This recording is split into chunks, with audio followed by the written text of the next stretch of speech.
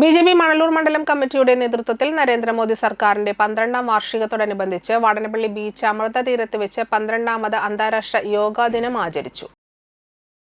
BJP Manalur മണ്ഡലം കമ്മിറ്റിയുടെ നേതൃത്വത്തിൽ നരേന്ദ്രമോദി സർക്കാരിന്റെ 12ാം വാർഷികത്തോടനുബന്ധിച്ച് വാടാനപ്പള്ളി ബീച്ച് അമൃത തീരത്ത് വെച്ച് 12ാമത് അന്താരാഷ്ട്ര യോഗാ ദിനം ആചരിച്ചു.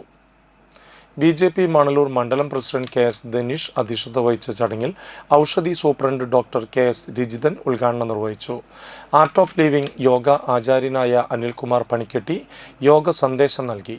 ബിജെപി ഭാരവാഹികളായ Manoj Manina, Shaiju Iyani, Santhosh Panikkassery, Saran A V, Divindas P, Satheesh K V, Satheesh C P, Smith K A, Vadanappally lions club അംഗങ്ങൾ, Mantra yoga club, Vivekananda yoga club അംഗങ്ങൾ എന്നിവർ നേതൃത്വം നൽകി.